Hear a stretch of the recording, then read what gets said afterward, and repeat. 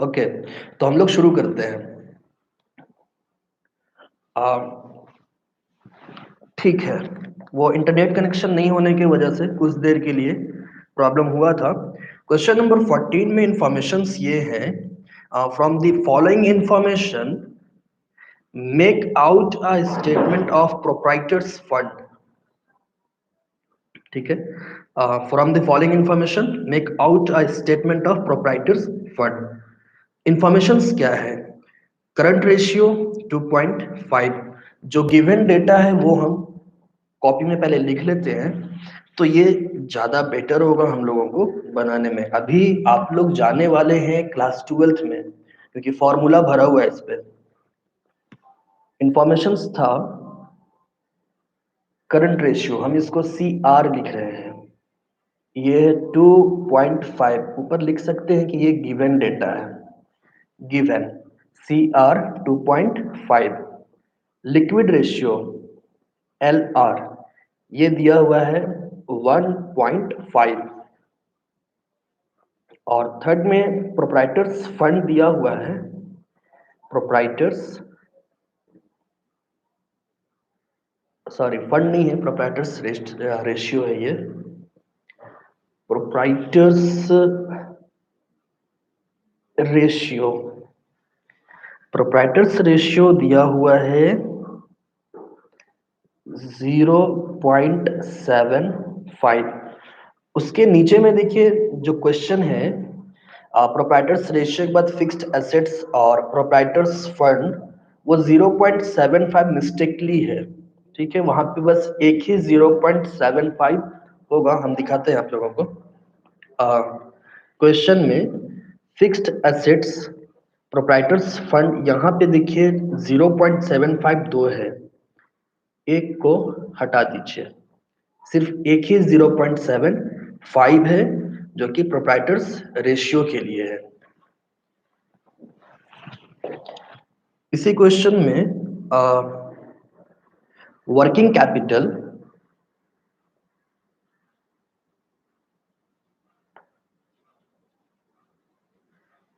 दिया हुआ है 60,000 का। अभी क्लियर नहीं दिखेगा, मेरा हाथ वहां पे बार बार जा रहा है ना, तो ब्लर हो जा रहा होगा। थोड़ा हमको लिख लेने दीजिए, फिर क्लियर दिखेगा।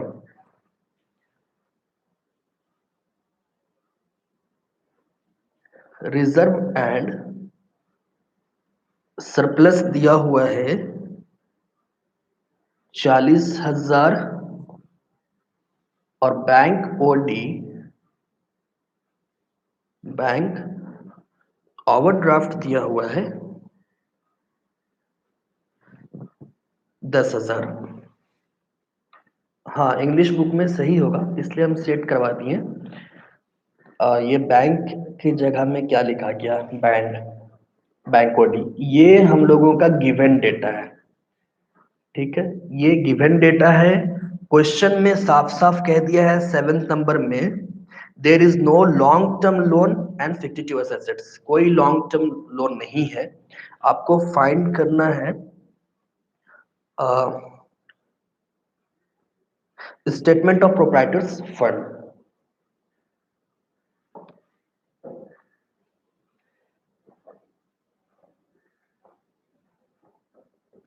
स्टेटमेंट ऑफ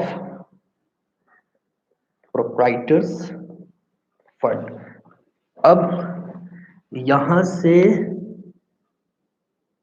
रेशियो का खेल शुरू होता है। हम लोगों को बैलेंस शीट में अब तक जो फोरकास्टिंग मेथड में बनाते आए हैं, उसमें करंट असेट्स में आपका रॉ मटेरियल्स था, वर्क इन प्रोग्रेस था, फिनिश्ड गुड्स था, डेटर्स था, करंट असेट्स था और करंट लाइबिलिटीज, ये हम लोग देखते आए। अब पहले इसमें देखिए करना क्या है। सबसे पहला इंफॉर्मेशन हम लोगों को क्या मिला है, सी आर। सी आर है 2.5। हम लोगों को सबसे पहले फाइंड कर लेना चाहिए करंट एसेट्स एंड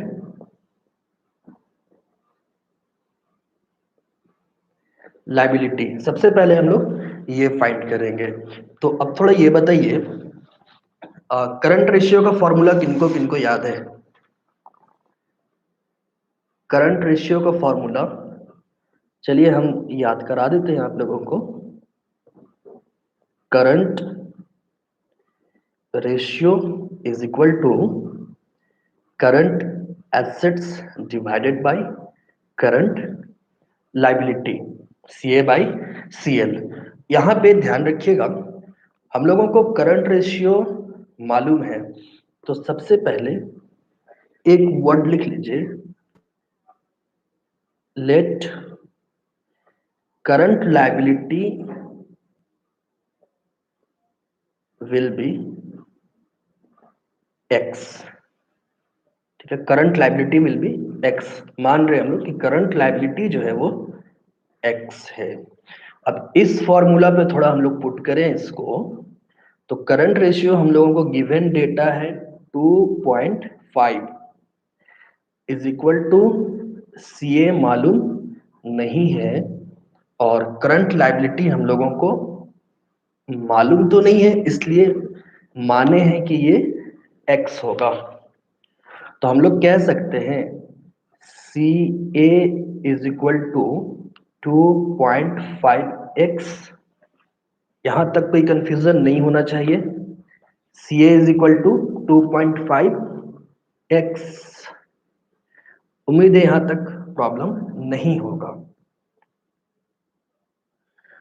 और अब नाउ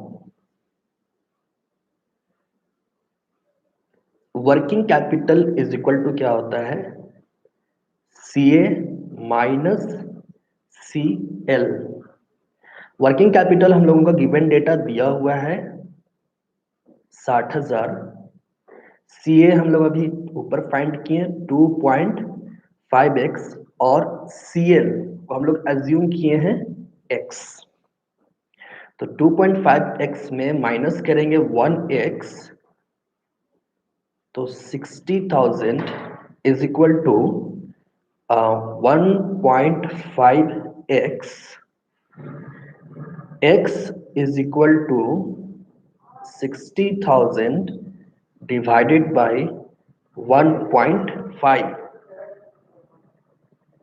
ठीक है, x is equal to 60,000 divided by 1.5। 60,000 को 1.5 से अगर हम लोग डिवाइड करें तो ये 15 चौके 60, 40,000। It means x is equal to 40,000, और इसको कह सकते हैं कि करंट लाइबिलिटी हम लोग फाइंड कर लिए 40,000। ठीक है, करंट लाइबिलिटी हम लोग को क्या क्या पता चल गया? करंट लाइबिलिटी और अभी बस करंट लाइबिलिटी पता चला है।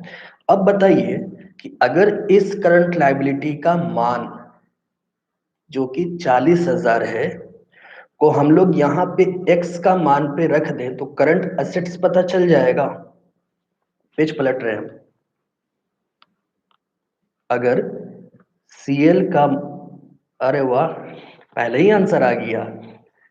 हाँ बिल्कुल, CA का मान हम लोगों को पता चल जाएगा। पेज पलट रहे हैं। अब देखिए,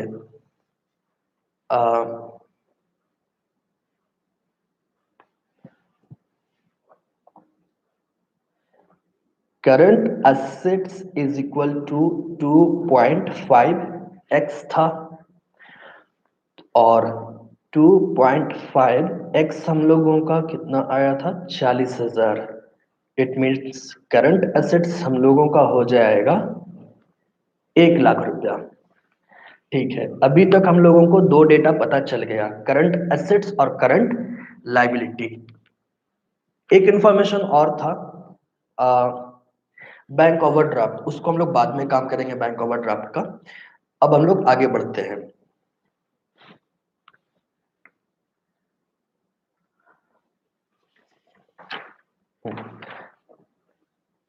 यहां तक हम लोगों का करंट एसेट्स और करंट लायबिलिटी एक काम खत्म हो गया। दूसरा हम लोगों का गिवन डेटा था लिक्विड रेशियो। ये लिक्विड रेशियो दिया हुआ था 1.5। लिक्विड रेशियो का फॉर्मूला बताइए, किनको याद है? तब तक हम पेंसिल शार्प कर रहे हैं। लिक्विड रेशियो का formula.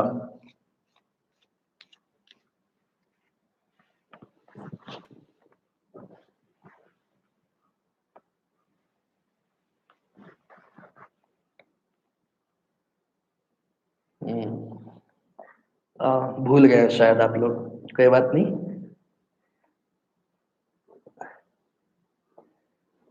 Liquid ratio is equal to liquid assets divided by current liability. हाँ, L A divided by C L, ठीक है, liquid assets divided by current liability. लेकिन अब ये भी बताइए, liquid assets is equal to,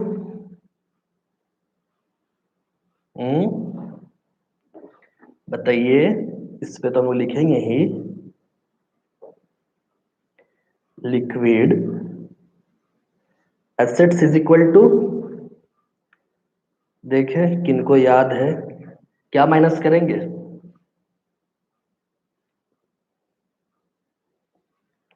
किस चीज को माइनस किया जाएगा? कोई नहीं, लगता है मैदान खाली है, रेशियो से पाला पड़ा है।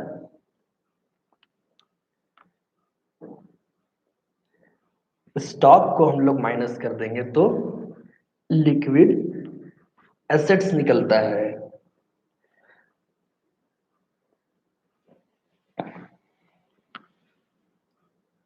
हाँ, इसका काम अभी हम लोग करने वाले हैं, क्योंकि अभी इसका काम नहीं, अभी हम लोगों को स्टॉक निकालने के लिए इसका काम पड़ेगा, जरूरत है। हाँ, इन्वेंट्री भी कह सकते हैं स्टॉक को। सबसे पहले इस फॉर्मूला में हम लोग अभी चल रहे हैं, ठीक है। इस पे एल आर दिया हुआ था 1.5। लिक्विड एसेट्स हम लोगों को मालूम नहीं है, लेकिन करंट लायबिलिटी तो मालूम था कि ये 40,000 का है। क्रॉस मल्टीप्लीकेशन अगर कर दे तो लिक्विड एसेट्स हम लोगों का हो जाएगा 40 इक्का 40 और 20, 60,000।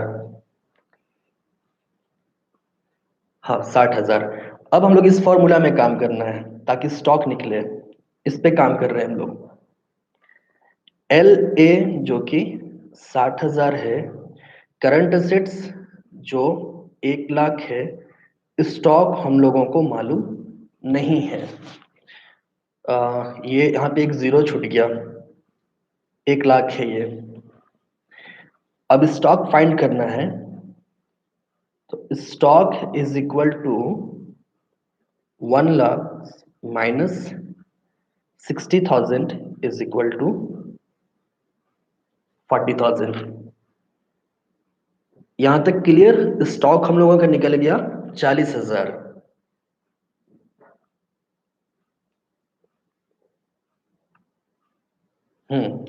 मतलब ये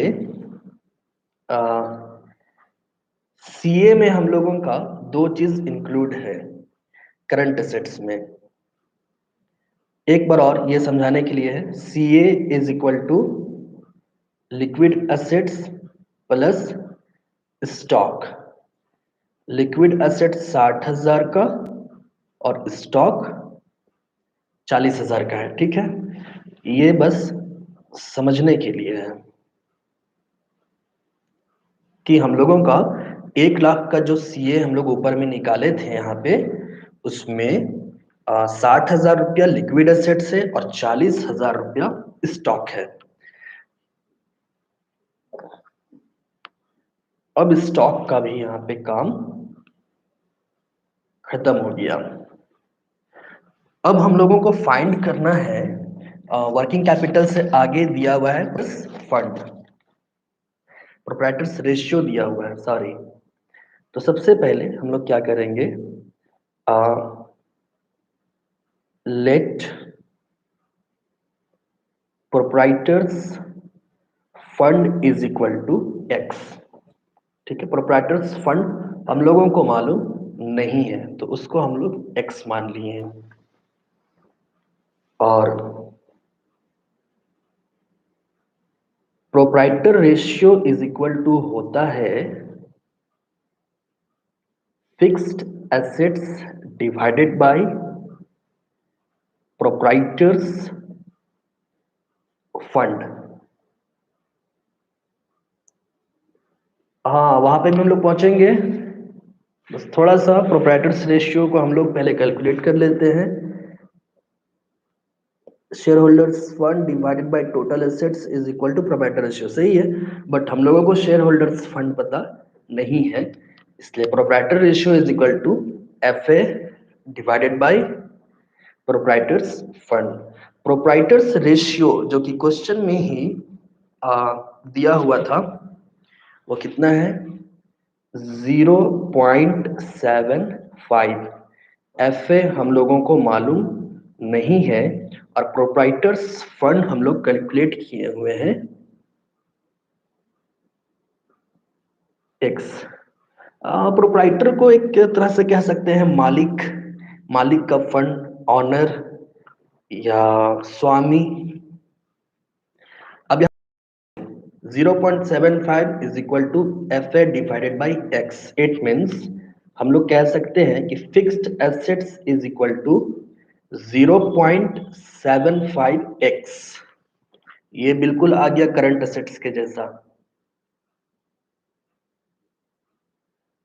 हाँ, प्रोप्राइटर्स मीन्स शेयर होल्डर, ऐसे कंपनी का शेयर होल्डर्स ही होते हैं। तो यहाँ पे ध्यान दीजिए, F A is equal to 0.75x। तो अभी हम लोग को एफ ए का एक डेटा पता चला है। Proprietors fund is equal to क्या होता है, किन्हीं को फॉर्मूला पता है? आज तो फॉर्मूला फॉर्मूला ही हम लोगों का चल रहा है।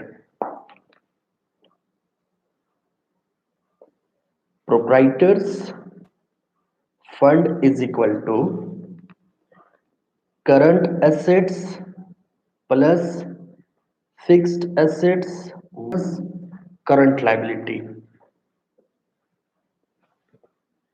प्रोप्राइटर्स फंड हम लोग एक्स माने हुए थे, करंट एसेट्स हम लोगों का 1,00,000 था, एफ ए हम लोगों का है 0.75x और करंट लायबिलिटी हम लोगों का 40,000 रुपया फाइन किया हुआ है।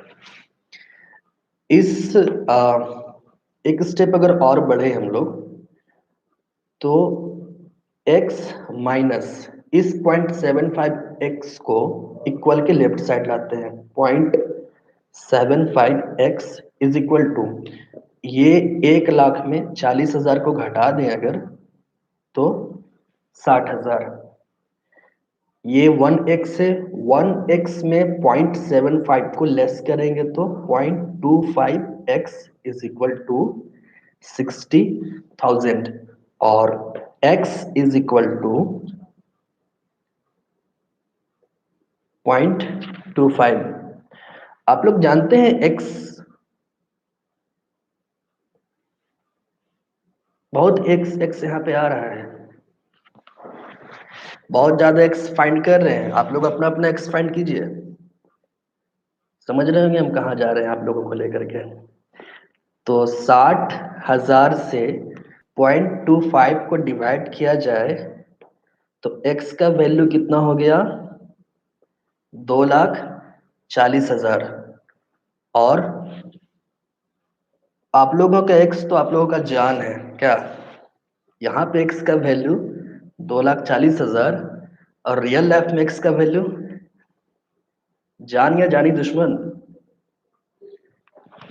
अच्छा बस मजाक था, हाँ रियल नहीं लेना है, थोड़ा बीच बीच में अगर माइंड फ्रेश करने के लिए था। तो अब यहाँ पे देखिए कि x इज नहीं है x ठीक है, हाँ, एक्स का वैल्यू मत पूछिए सर, जान था या जान थी वो मेरी। हाँ, एक्स का वैल्यू ठीक बोल रहे हैं। कौन बोल रहे हैं भाई? बेबी, सोना और क्या क्या है। हाँ, वो थोड़ा रेस्ट के लिए हम आप लोग से मजाक किए, क्योंकि काफी देर से आप लोग भी वीडियो में नजर गड़ाए हुए होंगे, और हम भी लिखते लिखते थोड़ा रेस्ट कर रहे हैं, फिर आगे बढ़ेंगे। अरे अंकुर, आपका 20x है। संजय दत्त को फेल करोगे क्या?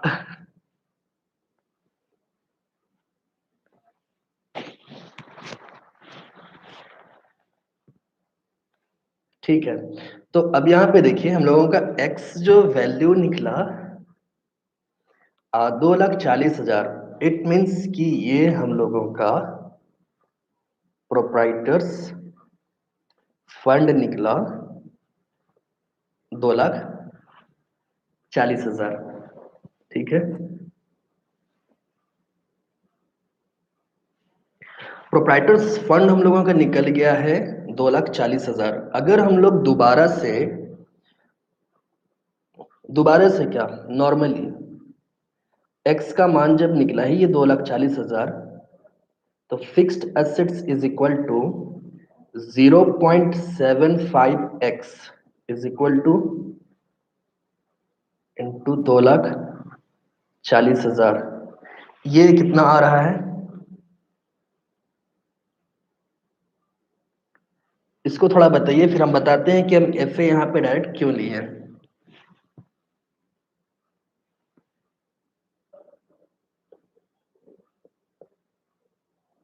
1,80,000। विदाउट फॉर्मूला हम यहाँ पे डायरेक्ट एक्स का मान क्यों बैठाएं, आप लोगों को हम बताएं। देखिए इधर proprietors ratio is equal to क्या था, F A divided by proprietors fund. Proprietors fund हम लोग यानी x इज इक्वल टू 2,40,000 यहाँ पे फाइंड कर लिए, इसलिए डायरेक्ट क्या किए कि x का मान जो 2,40,000 आया, F A is equal to 0.75 into X यानी 2,40,000 इंटू कर दिए। तो इसी फॉर्मूला को या इसी मान को हम लोग यहाँ पे पुट किए, 2,40,000 इंटू 0.75, तो हम लोगों का 1,80,000 रुपया एफ ए का मान आ गया। यहाँ पे भी इसका काम अभी फिलहाल खत्म। अब शुरू होता है रिजर्व एंड सरप्लस, जो कि दिया हुआ है 40,000।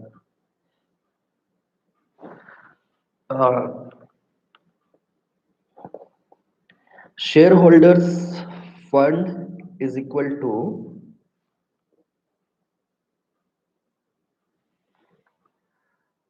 Proprietors fund minus reserve and surplus.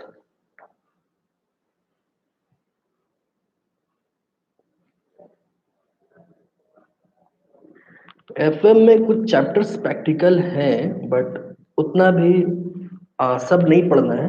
और जो इम्पोर्टेंट है बस हम लोग उसी को पढ़ रहे हैं। तो प्रोप्राइटर्स फंड हम लोगों का 2,40,000 आया हुआ था, और रिजर्व एंड सरप्लस 40,000। तो ये हम लोगों का शेयर होल्डर्स फंड कितना निकल गया, 2 लाख रुपया।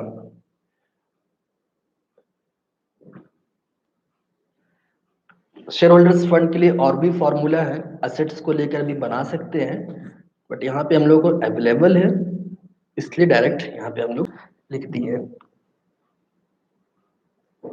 तो अब जो हम लोगों को चाहिए था वो डेटा सारा हम लोगों को मिल चुका है। शेयर होल्डर्स फंड मिल गया, आप लोग कहीं पे लिख लीजिए। तो शेयर होल्डर्स फंड 2 लाख का, फिक्स्ड एसेट्स मिल गया, प्रोप्राइटर्स फंड मिल गया, और इधर हम लोगों को इस साइड स्टॉक मिल गया है, लिक्विड एसेट्स मिल गया है,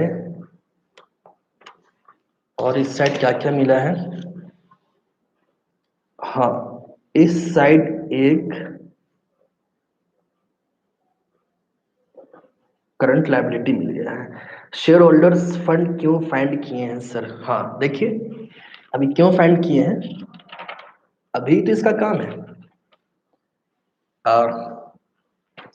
चलिए यहीं पे बनाते हैं हम।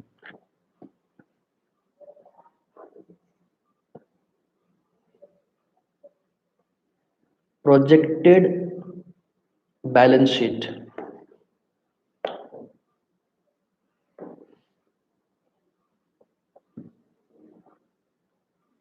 Liability, amount, assets, amount. Share holders fund हम लोग इसलिए निकालें क्योंकि बैलेंस शीट जब बनाएंगे तो शेयर होल्डर्स फंड तो दिखाना ही होगा ना, क्योंकि प्रोप्राइटर्स फंड है तो बिना शेयर का तो होगा नहीं। इतना लॉन्ग क्वेश्चन भी नहीं है। देखिए हम आप लोगों को बता करके बना रहे हैं, फिर भी 30 मिनट ही अभी तक हुआ है, जिसमें से 2 मिनट हम लोगों का डेटा नहीं था और 2 मिनट हम लोग कुछ कुछ मजाक भी किए। एग्जाम में ये 20 मिनट से ज्यादा नहीं लगेगा। देखिए सबसे पहले लायबिलिटी साइड,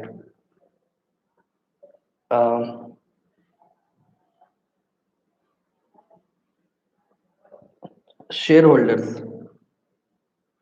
शेयर होल्डर्स हम लोग कितना फाइंड किए? 2 लाख रुपया।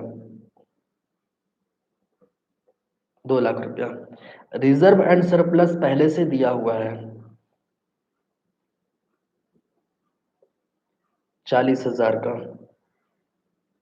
ये थोड़ा छोटा छोटा लिखे हैं, अगर प्रॉब्लम हो रहा है तो हम नेक्स्ट पेज में इसको बना देते हैं। लॉन्ग और हार्ड तो है, बट प्रैक्टिस के बाद सब कुछ आसान हो जाएगा। इतना छोटा दिख रहा है या हम नेक्स्ट पेज में बना दें? चलिए प्रॉब्लम होता होगा, नेक्स्ट पेज में ही बना देते हैं।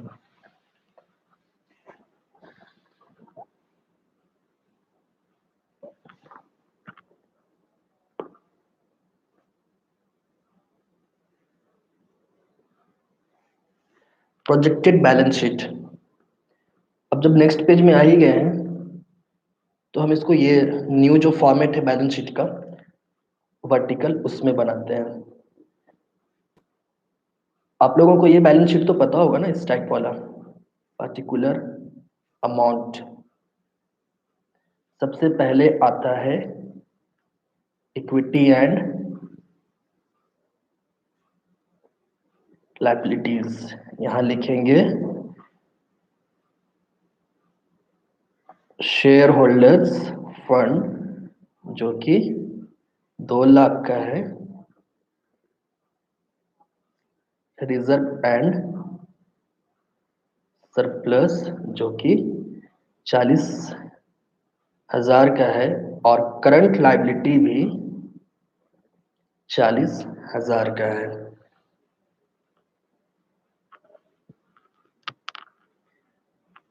तो ये हम लोगों का 2,80,000। इधर दूसरा बारी है असेट्स का। असेट्स में एक होता है फिक्स्ड एसेट्स। फिक्स्ड एसेट्स हम लोगों का कितना आया था? 1,80,000। और सेकंड होता है करंट एसेट्स। करंट एसेट्स में आप चाहें तो डायरेक्ट जो करंट एसेट्स का 1,00,000 रुपया मान है वो दिखा दीजिए, और चाहे तो नहीं भी दिखा सकते हैं। तो करंट एसेट्स का मान है, लिख देते हैं इसके अंडर में, लिक्विड एसेट्स 60,000 और स्टॉक 40,000, टोटल 1,00,000। ये हुआ 2,80,000। इसको हम लोग अब ये बन चुका है, इतना ही इसको बनाना था। यही है projected balance sheet method. Project बना रहे हैं, दिमाग का प्रोजेक्ट बना दिया ये question. Practice perfect, women perfect भी होते हैं। याद नहीं हो, हाँ याद तो नहीं होता है, ये प्रॉब्लम सबके साथ है। कॉमर्स के जितने स्टूडेंट्स हैं, रेशियो चैप्टर लगभग लोगों का दुश्मन है। हाँ एक बार रिपीट जरूर करेंगे, क्योंकि इससे आगे हम क्वेश्चन आप लोगों को बताएंगे भी नहीं। मुंह में निवाला उतना ही डालना चाहिए जितना बढ़िया से चिबा करके खाया जा सके। इतना नहीं डालना चाहिए कि वो मुंह से गिरने लगे। इसलिए इसको हम रिपीट भी करेंगे। हाँ ये क्वेश्चन का पिक तो डाला हुआ है, बट देखते हैं अगर एक आध और मिल जाता है इस टाइप का तो आप लोगों को हम सेंड कर देंगे। तो देखिए कि ये क्या है, रिपीट करते हैं। 3 पेज में बना है, 3 क्लास का। सबसे पहले जो गिवन डेटा था वो हम लोग लिख लिए ऊपर में, ठीक है। हाँ रेशियो याद हो जाएगा तो टॉपिक इजी है। और देखिए ये रटा रटाया है, इससे हट के ना कुछ नहीं आता है। जैसे आप लोग ऑपरेटिंग साइकिल में देखे ना, एक ही टाइप का रहता है, वही सब रहता है इसमें। इससे ज्यादा हट के कुछ रहेगा भी नहीं। अब इसमें डेब्ट इक्विटी रेशियो थोड़ी ना बोलेगा निकालने के लिए। हाँ आज ये चैप्टर कंप्लीट हुआ। और जो मेथड्स है वो काफी बड़ा बड़ा मेथड्स है, इसलिए वो एग्जाम में तो आने से रहा, आएगा ही नहीं। लेकिन ये जो है ये सब आ सकता है। अब देखिए क्या हुआ कि हम लोग जैसे ही गिवन डेटा लिखे, तो सबसे पहले current assets and current liability. तो पहले सी आर था, इसलिए हम लोग करंट रेशियो को पहले फाइंड किए करंट रेशियो से। तो करंट रेशियो से हम लोगों को यहाँ पे सी ए का मान पता चला, और फिर वर्किंग कैपिटल रेशियो से हम लोगों को सी एल का मान पता चला। नेक्स्ट क्या पढ़ना है वो हम बताएंगे, अभी तुरंत तो उसको डिसाइड नहीं कर सकते। हम देख लेते हैं कौन सा चैप्टर आप लोगों के लिए ज़्यादा बेटर होगा, क्योंकि टाइम कम है ना, इसलिए। तो हम इन्फॉर्म कर देंगे आप लोगों को। तो वर्किंग कैपिटल से हम लोग फाइंड कर लिए करंट लाइबिलिटी, और इसके बाद अब तक जो हम बता रहे हैं ये एग्जाम में आने के टाइप का ही क्वेश्चन है, उससे हट के हम बता ही नहीं रहे हैं आप लोगों को।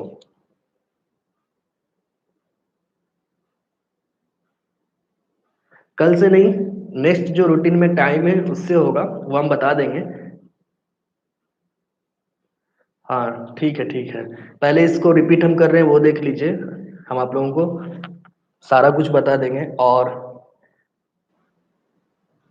ऑडिट का कुछ हम वीडियोस अपलोड कर देंगे, उसको देखते हैं क्या सिचुएशन बनता है। बट अभी इसको पहले कंफर्म कर लेते हैं।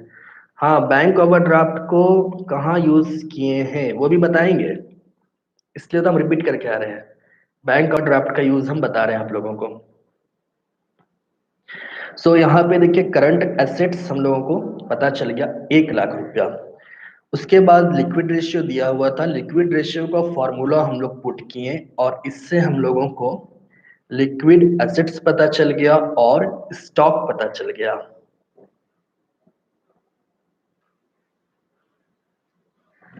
ठीक है, स्टॉक और लिक्विड एसेट्स पता चल गया। यहाँ पे हम लोग करंट एसेट्स को 2 पार्ट में डिवाइड कर दिए हैं। उसके बाद प्रोप्राइटर्स फंड के बारे में बात हुआ, तो प्रोप्राइटर फंड दिया हुआ नहीं था, उसको हम लोग एक्स मान लिए।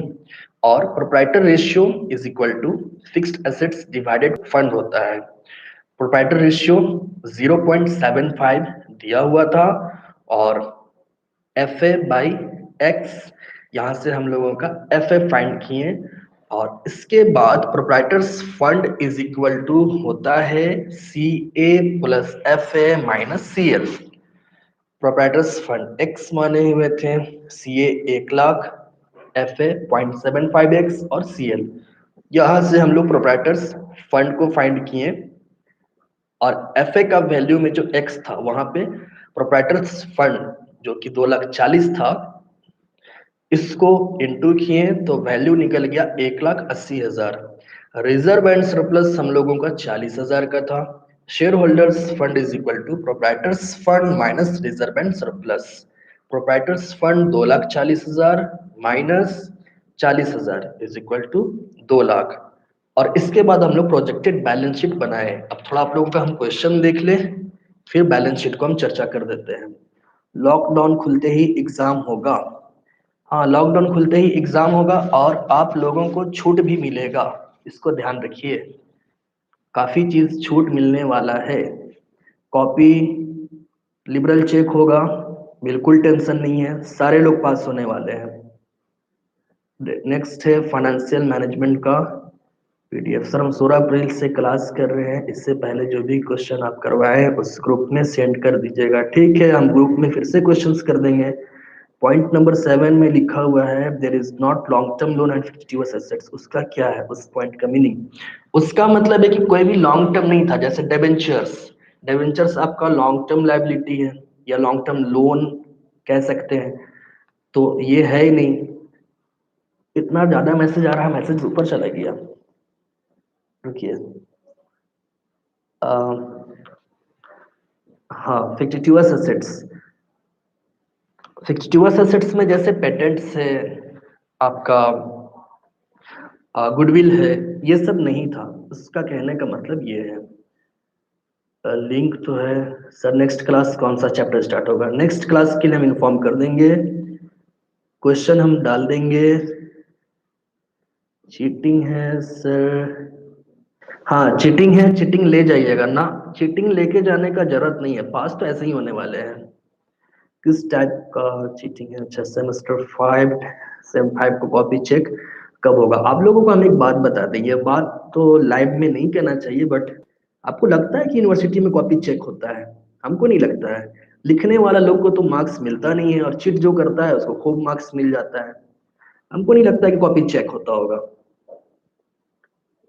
60% पास कर दिया जाएगा। एक इंटरनल न्यूज आप लोगों को हम बता दें, रांची यूनिवर्सिटी के मीटिंग में एक डील हो चुका है कि किसी भी स्टूडेंट को फेल नहीं करना है। ये देखिए, ये तो छुपा हुआ बात था, बट निकल गया। लेकिन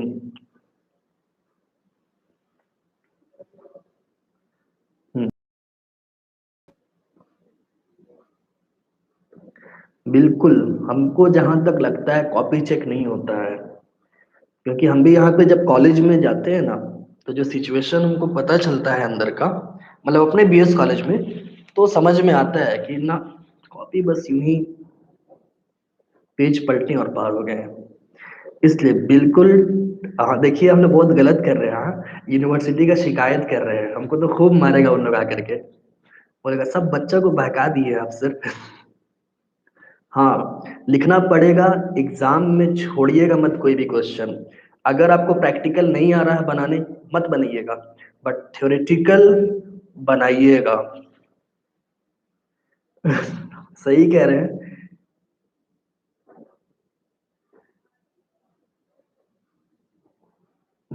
आप लोगों के सामने मारवाड़ी में चेक होता होगा, बट रांची यूनिवर्सिटी में नहीं। हमको नहीं लगता है कि रांची यूनिवर्सिटी में चेक होता है। वैसा होता तो लिखने वाला लोग, जिन लोग बढ़िया से एग्जाम लिख के आता है, वो लोग रोता नहीं, उन लोग को नंबर नहीं मिलता है, और जो नहीं लिखता है उसको मिल जाता है 75 मार्क्स, 80 मार्क्स। एग्जाम में मजा आता है, ठीक है। कमीशन नहीं लेता है अंकुर, ऐसा मत बोलिए। हाँ, एग्जाम में मजा आ सकता है।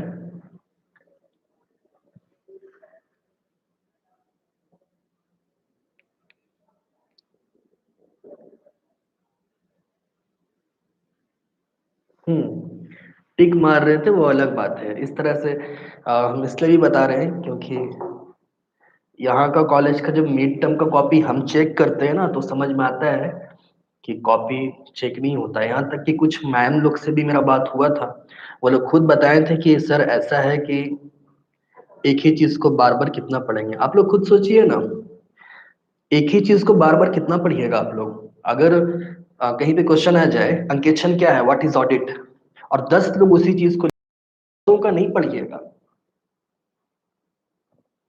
पढ़ ही नहीं सकते हैं, इसलिए बस वो टिक मार करके आगे बढ़ जाया जाता है। तो अब देखिए यहाँ पे हम लोग क्या किए बैलेंस शीट में। हाँ, मारवाड़ी में कॉपी चेक होता है, जहाँ पे टाइमली चल रहा था वहां पे चेक होता है, लेकिन रांची यूनिवर्सिटी थोड़ा सा लेट कर गया था। हाँ सही है। बैंक ओवरड्राफ्ट के बारे में ही अब हम लोग बात करने वाले हैं, यहाँ पे थोड़ा ध्यान दीजिए।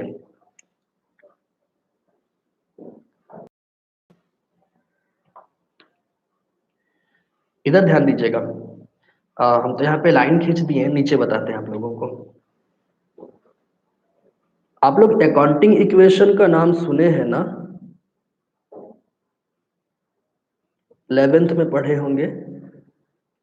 यहाँ पे समझने का कोशिश कीजिए। लाइबिलिटी का शायद मेरा स्पेलिंग गलत हो गया है।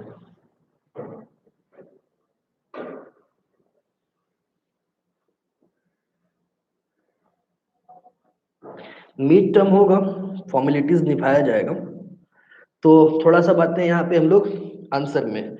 अकाउंटिंग इक्वेशन, अकाउंटिंग इक्वेशन में क्या था कि आपका लायबिलिटी और एसेट्स को हम लोग मैच करते थे। अगर यहाँ पे ध्यान दीजिए, बैंक ओडी जो होता है ये लायबिलिटी है ना।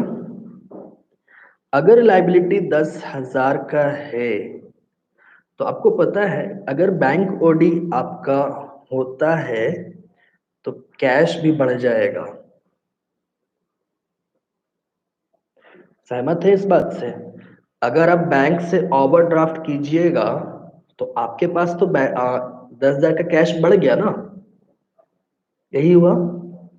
बैंक से आप एक्स्ट्रा 10,000 रुपये निकाले तो आपके पॉकेट में भी 10,000 आ गया। यही चीज है यहाँ पे कि अगर हम यहाँ पे करंट लायबिलिटी के नीचे में अगर बैंक ओडी लिख देते, तो हमको यहाँ पे करंट एसेट्स के नीचे भी बैंक ओडी लिखना होता, क्योंकि बैंक ओडी होने की वजह से जहां पे लायबिलिटी बढ़ा वहां पे आपका कैश भी तो बढ़ गया, आपके पॉकेट में पैसा आ गया। यस, कैश कम्स, यही चीज हुआ है। तो अगर आप लिखेंगे तो दोनों जगह लिखना होगा, और नहीं लिखेंगे तो दोनों जगह नहीं लिखेंगे।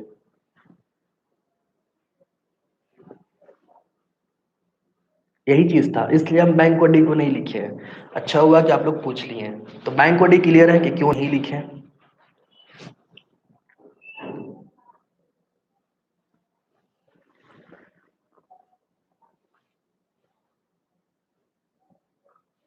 ओके।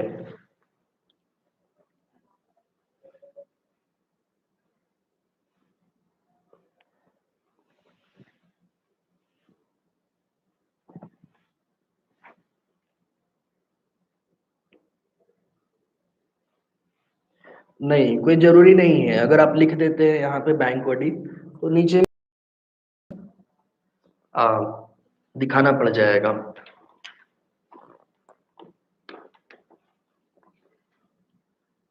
इसलिए तो अब छुट्टी, ठीक है, अब छुट्टी। हम लोग फिर नेक्स्ट क्लास में मिलते हैं। क्या पढ़ना है वो आप लोगों को हम व्हाट्सएप ग्रुप में इन्फॉर्म कर देंगे, ठीक? आज के लिए इतना ही, काफी ज्यादा बात भी हो गया। ठीक है, बाय।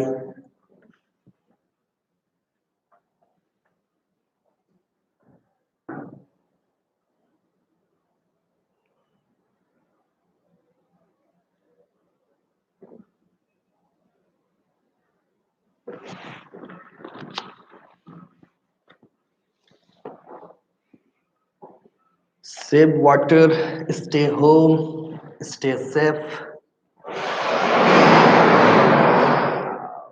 मार्केट के बाहर का शटर डाउन हुआ है, इसलिए अभी जोर का साउंड होगा आप लोगों को।